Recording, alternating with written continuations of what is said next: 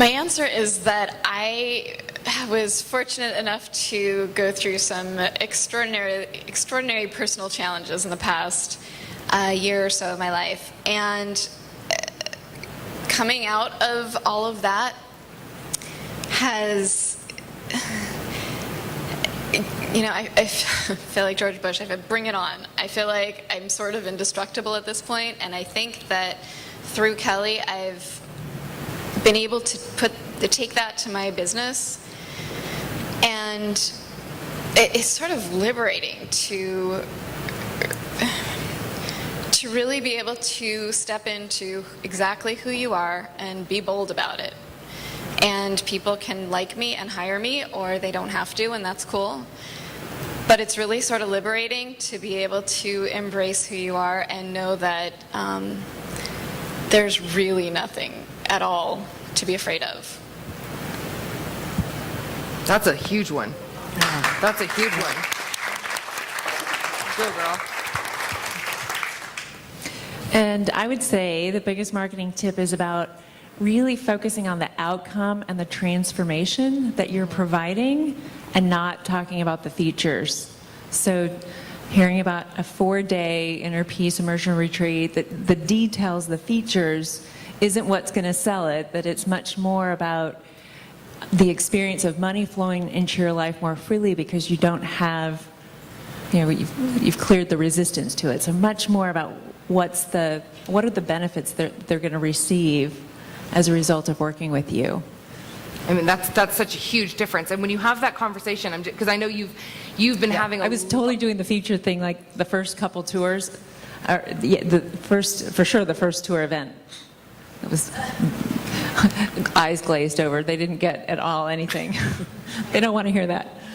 And then I think too, what you were saying is in those sales conversations, what were those like for you when you switched it to more talking about the benefits? Like, what was the reaction to the clients before, and what was the reaction to the clients after? It actually just becomes seamless in terms of the transition to. It's just an obvious let's move it forward. This is exactly perfect. It becomes seamless. And do they just pop up and say yes at that point? Oftentimes, yeah. Yeah. Yeah. Yeah, because that's what do you see how and this kind of goes back to what we were talking about earlier, it makes it easier for them to say yes because they understand the benefit of what they're doing. They're searching for that why would I want to do this? Why would I want to do this? Oh, because she's going to help me solve this problem. Oh, okay, well, yeah, that sounds perfect to me. Right, and this is a lot of what you're going to be talking about on Sunday too, with those one-on-one conversations, because that's largely what you'll focus on, is having them really stepping into the experience of that transformation with you right there on the phone. And I would say one other marketing tip is be systemized. Yeah. Hire Beth. Because otherwise that can create big messes if you're not. What would be do you guys mind sharing mistakes? Oh. Okay, just so you know, nobody does it perfectly, myself included, even though I'm the marketing expert, right? That we all have that in our businesses. So what have been some of the biggest mistakes that you guys have made, and how did you kind of flip that around, or what did you learn from it? I think one of the biggest things that I find myself still doing and have to correct it is I love how you look at me. I'm not. I know. I won't beat you in public. I'm just kidding. I tend to look more short term than long term, and I'm learning to look long term. Like I have on my high level 2011 is laid out now, something that I never did, or I wasn't doing, and I was coming back to Kelly. I can't get to the long-term plan and getting that machine rolling because at the first of the month, I'm now focused on the short term for the income for the month. And I have been up and down and all around with that one. But I finally had a little breakthrough. And so what was the result of that, though, when you're constantly going from short term to short term to short term to short term? I was not getting to my plan. I wasn't being able to lay out the business. I wasn't being able to run the business. I wasn't being able to launch all the things that I had laid out. Weren't you constantly burned out too, though? Oh yeah, I mean it was up and down, exactly. It's like constantly running. It's like running sprints, and then the second that you get a second of rest, you're onto another sprint. Then you're onto another sprint. It's a lot of exertion of energy. Yeah, absolutely. And so I finally begun, and that that really, it really hurts the business. I mean, it hurts you, but it really hurts the business no matter how great a plan you have. If you can't think long-term and start to, what you call the train. Oh, I'll teach you guys that. I talk about running multiple trains at one time and how it actually just really hurts the business. I'll remind me and I'll show you guys that Okay. tomorrow. So that, Did I do the train with you too? I just run multiple trains and it's so exhausting, so. Did I do the train with you? Oh, yeah. Everyone loves the train. It's a big epiphany. We'll talk about, well, I'll show you guys tomorrow.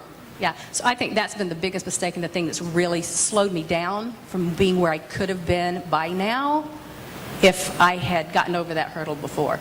And you're exactly in the place where you're meant I'm to be. exactly in the place I need to be, absolutely. Okay, cool. So for those of you who are out there who are running, let me just give a little clarification around that just so you can learn from that. If you are one of those people who has like 9 pots boiling at the same time and you've got stew and chicken soup and lamb and I can keep going, it's like, and salad and blah, blah, blah, and you're trying to make like 9 things at once, you know who you are, right? This is what we're talking about. She's talking about instead of just focusing on making one meal, delicious, gourmet, high-end, perfect meal at a time, it's like trying to make multiple meals all at the same time. And what do you suppose happens to those multiple meals? Some burn, some get undercooked, some just taste bad. You're missing ingredients in some. It's like you can either do one thing extraordinarily well, or you can do 5 things mediocre. And that's what ends up happening. My lesson was that I had skipped over something really important in my own branding. It's one of those, you can't see the forest for the trees when you're doing what you do for yourself. And I hadn't done my positioning. So I was trying to be whatever I thought my clients might possibly want me to be, maybe. I never thought about who I really was, and I never asked them what they wanted, which was just, it wasn't very smart. It didn't work out. But it's hard. I mean, even though you're a branding expert, it's like the same thing in my business. I was talking to someone before. When I go to do my brand work, I mean, we powwowed. I powwowed with several of my consultants and my team members. But we sat and spent an entire day together going through the entire brand strategy because I don't see it for myself, even though this is my brilliance. Yeah. I can't see it because I'm standing right in the middle of it.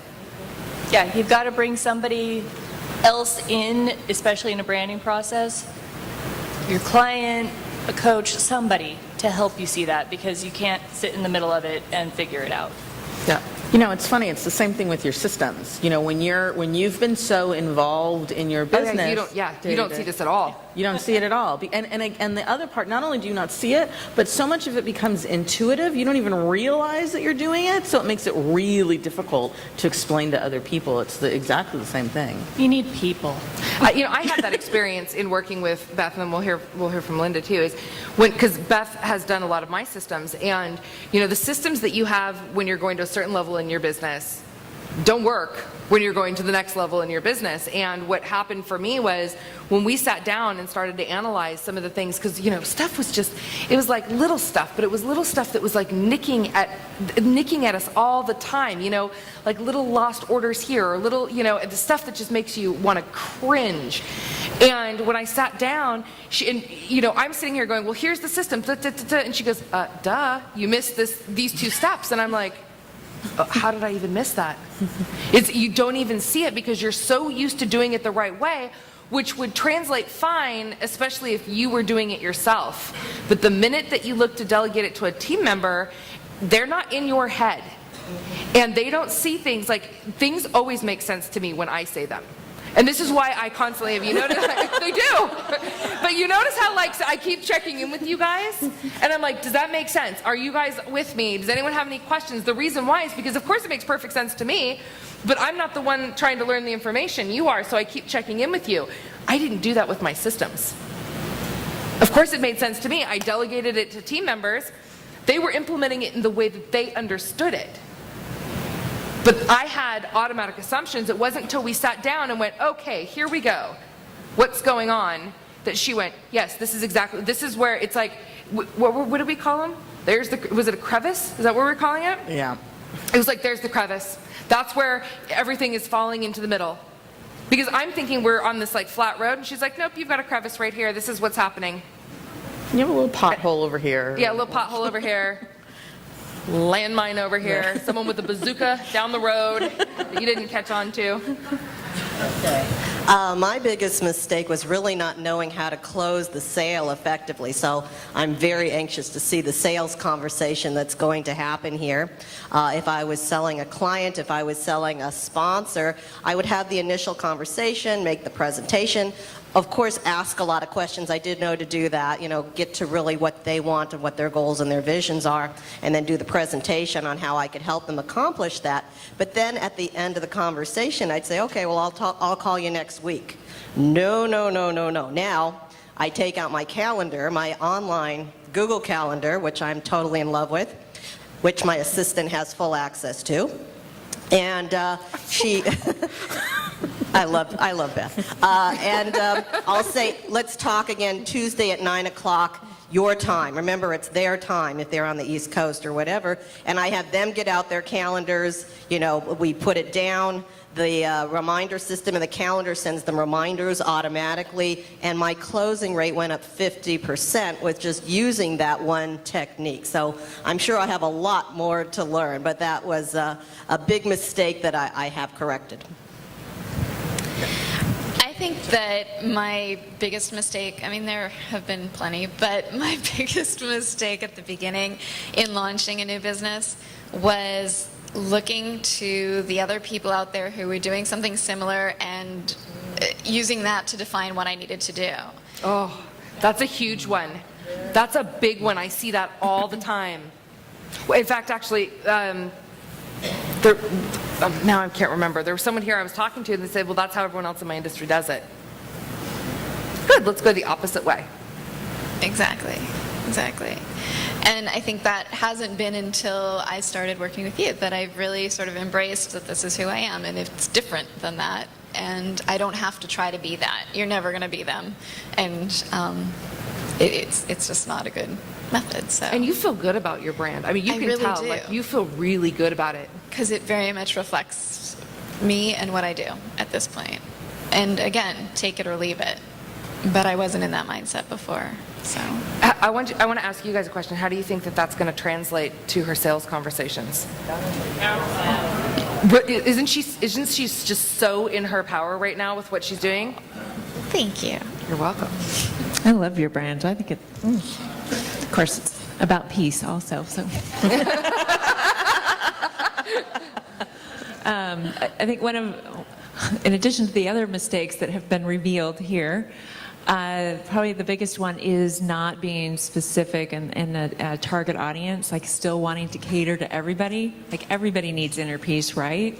Of course they do. And then what would happen is people are showing up in my audiences that are a combination, which then becomes not everybody needs the same offer. So.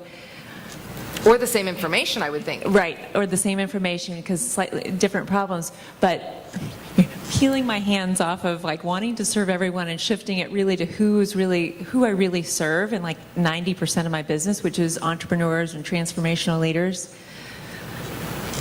Every time I market something specifically to that audience, it's a six-figure return. It really is. Even I've done that a couple times too. Go figure. Because these two joint venture together, just so you know, another one of those marketing strategies. They've done a lot.